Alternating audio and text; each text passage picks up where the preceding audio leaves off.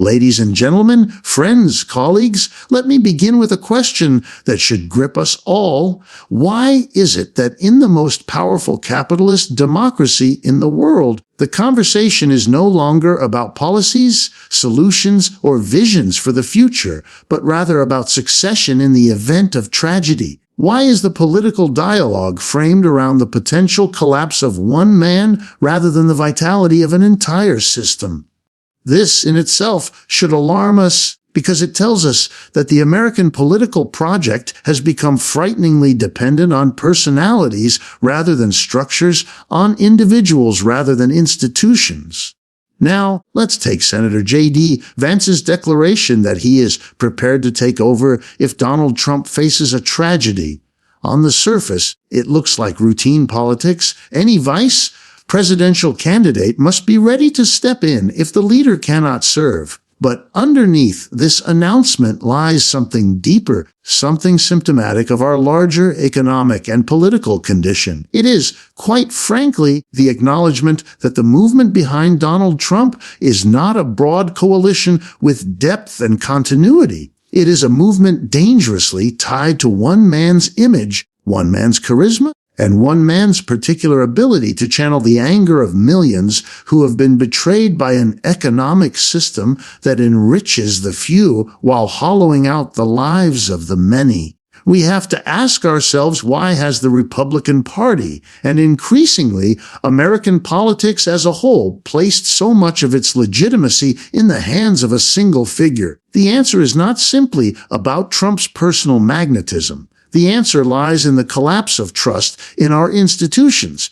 economic, political, cultural. People no longer believe that Congress represents them. They no longer believe corporations serve the public good. They no longer believe that the so-called American dream is even attainable. And when such disillusionment festers, when capitalism consistently fails to deliver economic security, stability, or fairness, what fills the vacuum is not rational debate. It is personality cults. It is strongmen. It is the desperate hope that this one person will do what the system refuses to do. So when J.D. Vance stands up and says, "I am prepared to take over if tragedy strikes Trump," what he is really saying is, "I am here to ensure the continuity of a movement that has no depth beyond its leader."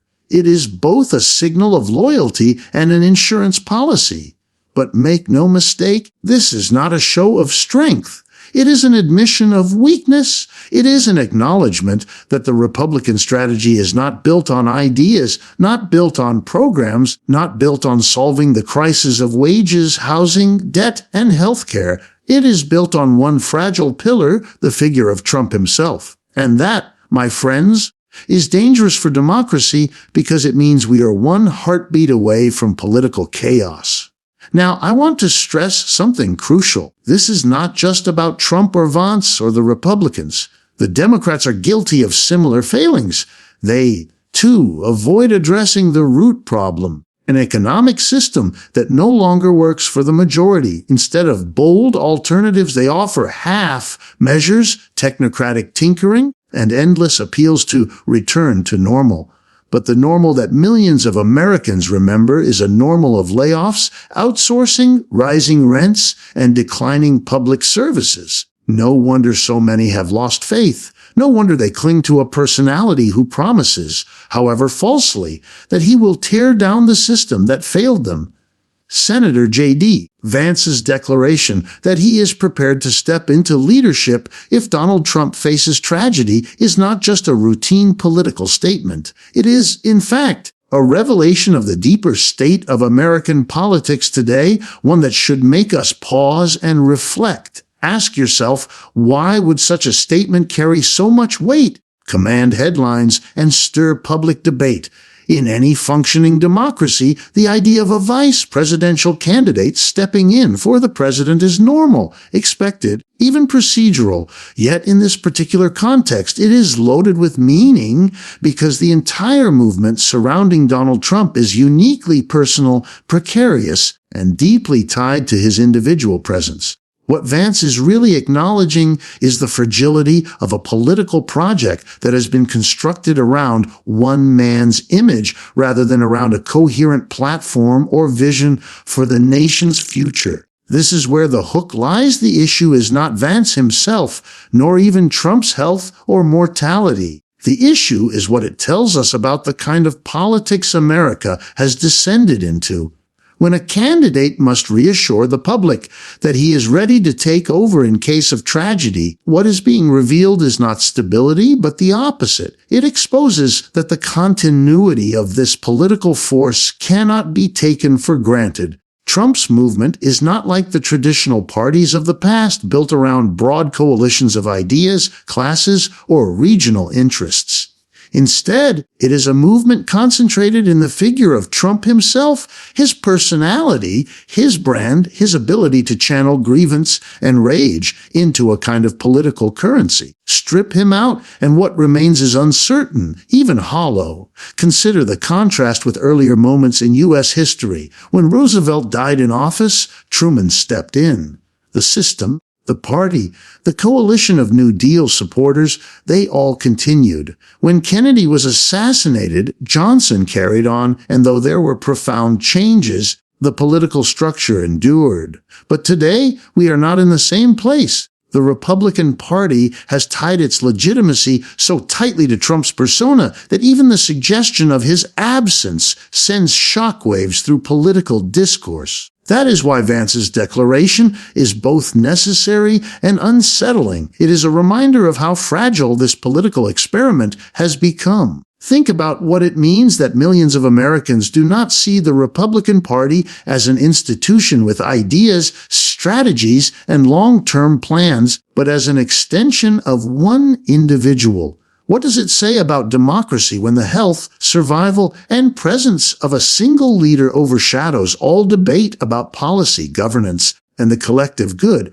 This is not the sign of a healthy system. It is the sign of a system in crisis. And Vance's statement, far from being a reassurance, becomes an indirect confession that the movement cannot stand independently without Trump at the helm. Now, let us probe deeper. Why has politics arrived at this point? Why has such a heavy dependency formed on a single figure?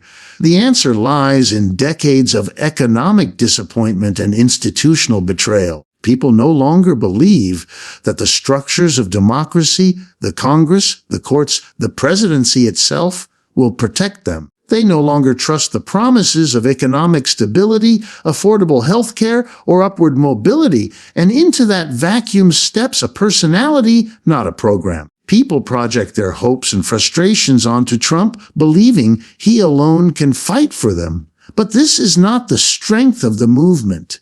It is its weakness. Because when politics becomes personality-driven, it loses durability, continuity, and substance. That is why Vance's readiness to take over is not a routine matter of succession planning.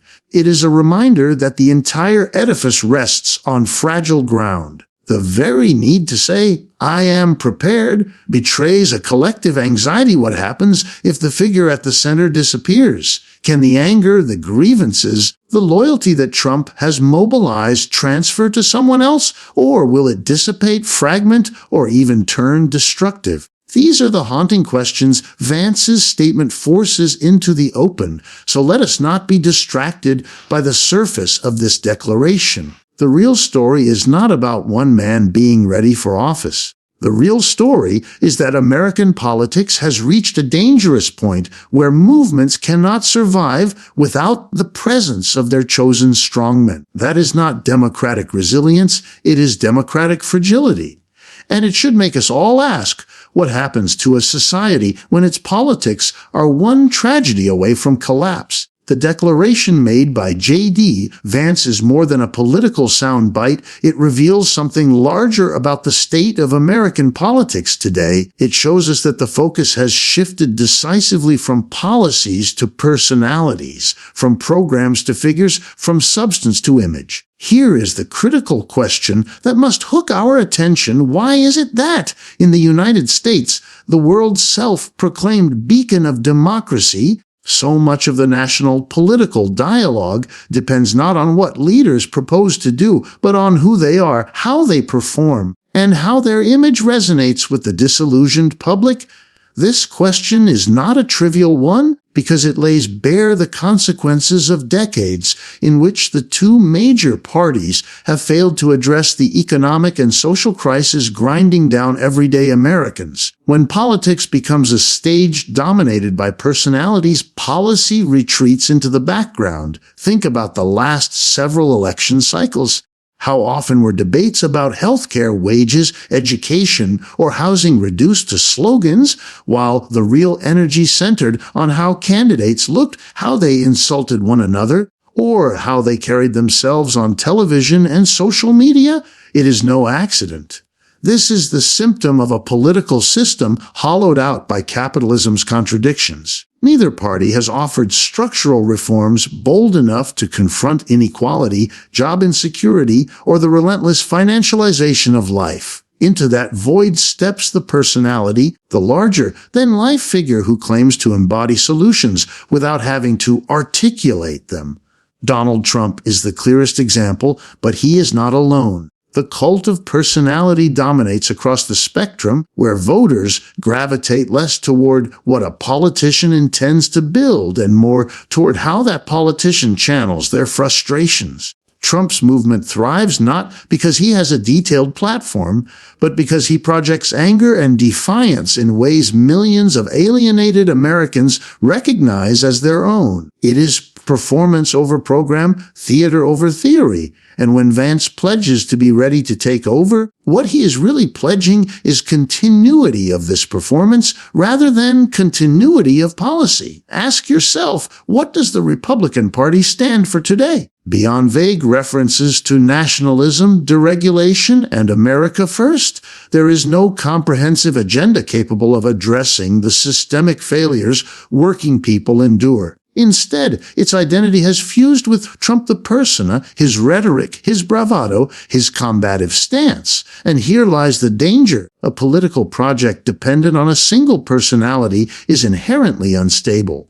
Policies can be debated, amended, or carried forward by new leaders. Personalities cannot be transferred so easily. They are singular, unrepeatable, and once gone, they leave a vacuum. That is why Vance's statement feels like more than routine politics. It is an implicit admission that without Trump, the project lacks a foundation. But this is not a uniquely Republican phenomenon. Democrats, too, fall prey to the elevation of image over substance. They sell themselves as the adults in the room, as defenders of stability, yet when pressed on policy, they retreat to incrementalism and symbolism. Their failure to advance bold solutions to housing crisis, crushing student debt, or collapsing healthcare systems leaves them vulnerable. They, too, lean on personalities, whether it is the nostalgia for figures like Obama or the carefully constructed image of Joe Biden as a steady hand, because they cannot inspire confidence through programs that materially transform lives. This is why the shift from policy to personality is not an accident of culture, but a structural reality born of economic decline and political stagnation. When capitalism fails to deliver rising living standards, when jobs vanish overseas, when wages stagnate while corporate profits soar, people look for answers. And when no program addresses their pain, they latch onto personalities who at least seem to voice their anger. The tragedy is that anger without policy becomes a tool of manipulation. It channels real frustration into loyalty to individuals who rarely, if ever, dismantle the system causing that frustration. So when J.D. Vance steps forward and aligns himself with Trump's movement, presenting himself as the heir to this personality-driven politics, he is not promising new ideas, not proposing solutions to inequality or insecurity. He is offering continuity of the image, continuity of the style, continuity of a politics where loyalty to a figure substitutes for a vision of society's future. And that, if we are honest, is a warning signal to us all. The growing distrust in American institutions is not just a background issue. It is the defining force of our political moment. Let me ask you directly what happens when the very pillars of society, the Congress, the courts, the press, the schools, even the corporations once thought to guarantee stability, are no longer believed in by the people they are meant to serve.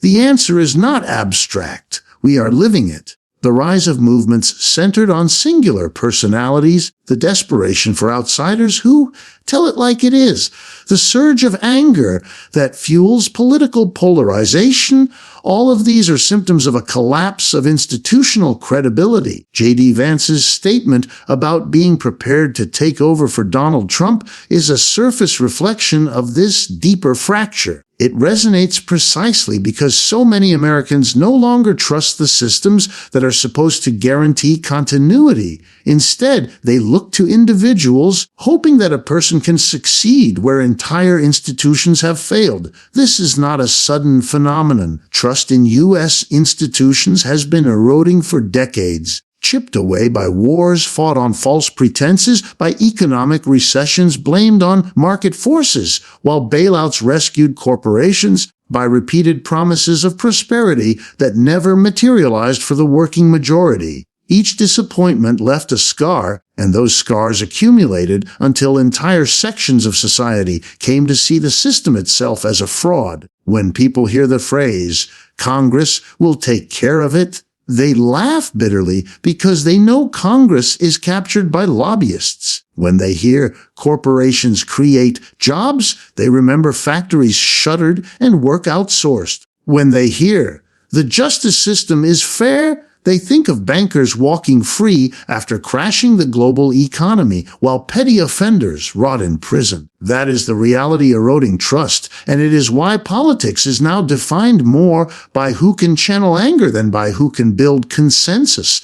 Now here is the hook. Distrust in institutions is not merely a crisis of confidence. It is the breeding ground for authoritarianism. History shows us that when people lose faith in collective systems, they turn to the promise of a strong leader, someone who appears untainted by the corruption they despise.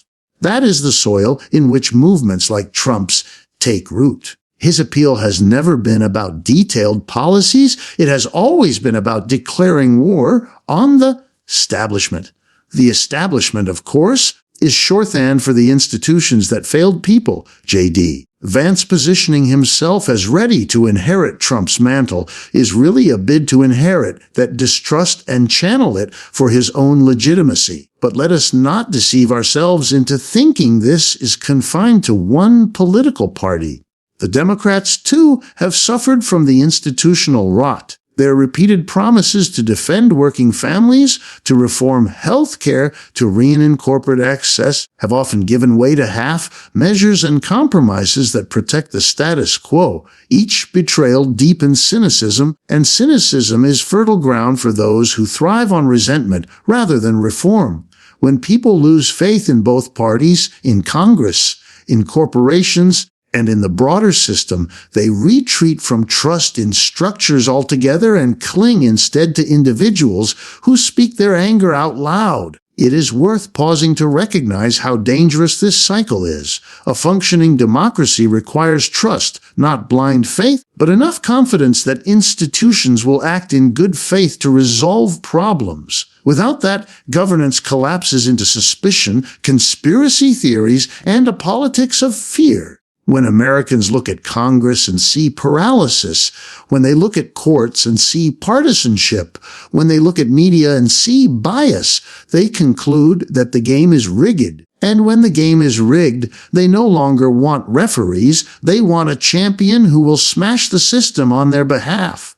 That is why Trump could rise, and that is why Vance's pledge to carry forward his legacy matters. It signals not the strength of institutions, but their weakness. So the real story behind Vance's words is the vacuum left by broken institutions. If Americans trusted their Congress, if they believed their economy worked fairly, if they felt their courts and media were impartial, there would be no space for politics to revolve around personality cults. The collapse of institutional trust is the reason why politics feels like a battlefield of individuals rather than a negotiation of collective solutions. And the longer this distrust festers, the more precarious democracy itself becomes. When J.D. Vance stood before the cameras and declared that he is ready to step in if Donald Trump cannot continue, many treated it as routine politics. After all, every vice presidential candidate must project readiness to assume leadership. But here is the hook that demands our attention. Far from projecting strength, Vance's statement revealed weakness. It exposed the fragility of a political movement that has built itself not on broad, lasting foundations, but on the personality of a single man. In ordinary politics, a declaration of continuity reassures the public. In this case, it underscored that continuity itself is uncertain, that the entire project rests precariously on the survival of one individual. Think for a moment about what true political continuity looks like. In stable democracies, when leaders depart, whether by term limits, resignation, or tragedy, their parties continue. The agenda may adjust, but the vision, the coalition, and the policies endure. Roosevelt died, and the New Deal carried on. Kennedy was assassinated, and the Democratic Party's programs did not collapse overnight. That is because those leaders represented more than themselves. They represented a movement embedded in institutions, ideas, and social forces. But today's Trump-centered republicanism is different. It is not a coherent program. It is a personality project. It thrives on Trump's ability to embody anger, to dramatize grievances, to give voice to feelings of betrayal. Without him, what happens? That question is precisely what Vance's declaration sought to answer, yet in attempting to answer it, he revealed the depth of the problem. We should ask ourselves why such an admission even matters. Why is it necessary to remind the public that someone is ready to take over? Because everyone knows, even if it goes unspoken, that Trump's movement is not easily transferable. It cannot be simply handed off, because its energy does not come from policies that others could advance. It comes from Trump's particular persona, his defiance, his theatrics, his ability to turn politics into spectacle. Vance can pledge loyalty, he can mimic the rhetoric, but he cannot replicate the chemistry that ties Trump's followers to him. That is why his statement, meant to reassure, instead reminded us of the vulnerability of the entire enterprise. This is not just a Republican weakness, it is a reflection of how American politics itself has deteriorated. When politics is reduced to personalities rather than collective visions, transitions of power become unstable. Institutions should guarantee continuity, but if institutions are hollowed out by mistrust, if parties no longer stand for consistent agendas, then continuity depends on whether personalities can be swapped in or out. That is not stability. That is fragility masquerading as strength. And fragility at the top means fragility for the entire system. Here's the deeper hook. This fragility is not simply political, it is economic at its roots. For decades, working Americans have faced declining security. Wages stagnated, jobs moved overseas, healthcare costs soared, housing became unaffordable. Each crisis eroded trust in institutions that once claimed to represent the people. Out of that disappointment rose movements that cling to figures instead of systems because systems had failed them. Trump's rise was less about conservative policy than about channeling raw dissatisfaction. But movements born from dissatisfaction without structural programs cannot sustain themselves without the figure who animates them. That is why continuity is such a problem and why Vance's reassurance feels hollow. The risk, then, is not only for the Republican Party but for democracy itself. When politics is built on weak continuity, when it depends on the fate of individuals rather than on institutions or collective power, every tragedy, every uncertainty at the top becomes a potential crisis for the nation. Vance's words tell us more than he intended. They tell us that beneath the bravado, beneath the claims of strength and inevitability, lies a movement that is one man away from unraveling. When we look at the two dominant political parties in the United States, it becomes clear that their failures are not mirror opposites, but different versions of the same problem. Both Republicans and Democrats avoid the real work of confronting the structural crisis of capitalism. Both sides carefully dance around the issues that shape the lives of working people every day: stagnant wages, unaffordable housing, crushing debt, inaccessible health care, and instead offer substitute slogans, symbolism, personalities. And here is the hook that should disturb us. Americans are not choosing between competing solutions to their problems. They are choosing between competing evasions. One side offers the spectacle of defiance. The other offers the illusion of technocratic stability.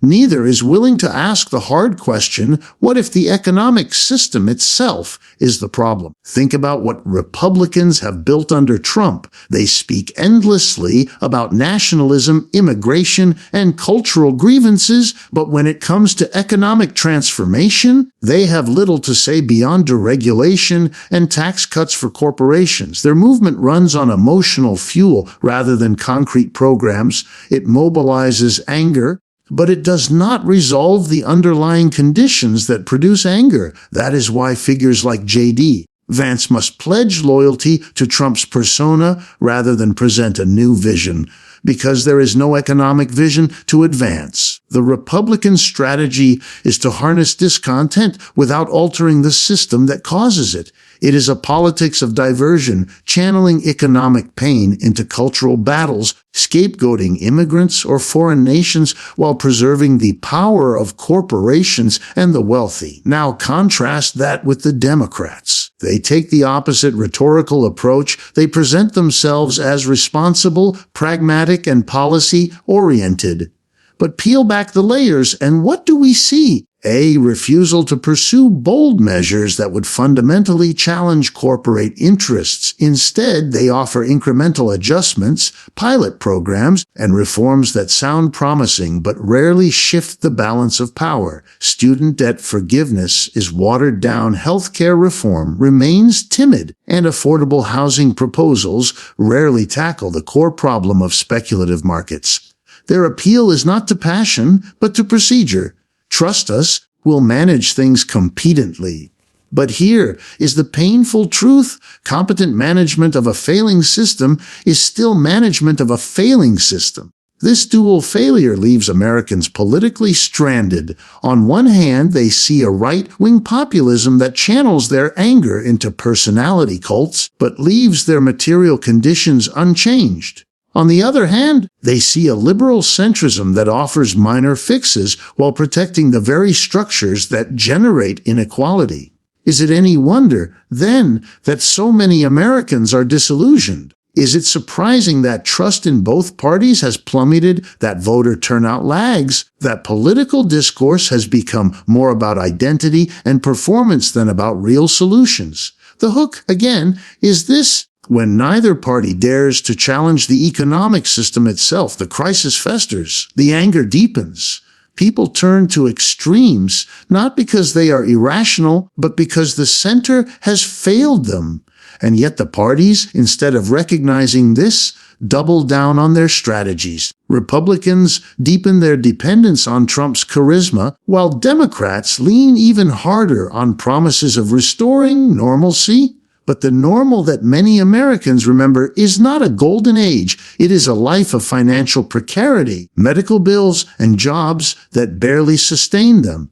To tell people to return to that normal is not to inspire them, but to insult their lived reality. This is why Vance's statement matters in a broader sense. It is not just about succession or loyalty. It reflects a political landscape where parties no longer stand for deep, structural answers. Instead, they compete over who can better distract the public from the system's failings. One side entertains with defiance, the other reassures with management, but both leave the fundamental inequality of capitalism untouched.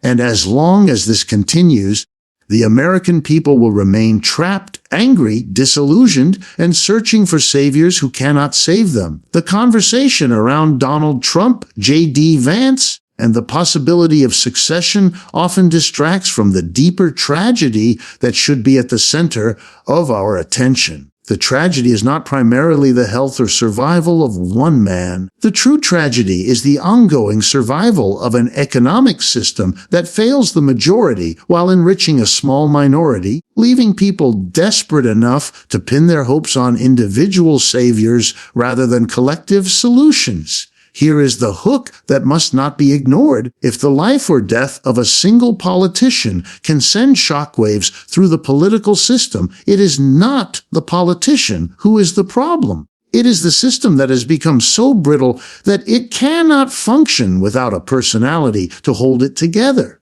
Look closely at what Americans are enduring. Millions live paycheck to paycheck, wages remain stagnant even as productivity climbs, healthcare bankrupts families, student debt shackles the young, and housing costs spiral out of reach. These are not accidental misfortunes, they are structural outcomes of a capitalist system designed to prioritize profit over people. And yet, instead of offering real solutions to these crises, the political class invites people to pour their faith into individuals.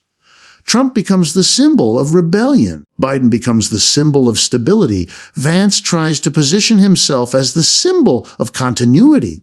But symbols cannot feed families, symbols cannot pay rent, and symbols cannot provide health care. The deeper tragedy is that by reducing politics to personalities, we deflect attention from the system itself, the very source of the pain. Think about how distorted this has become. Instead of a national conversation about how to reform or replace the structures that produce inequality, Americans are asked to debate whether Trump is fit, whether Vance is loyal, whether Biden is capable. These are distractions, not solutions. They create endless media cycles. They fill hours of cable news, but they leave untouched the central fact: capitalism as it functions today is not delivering for the majority.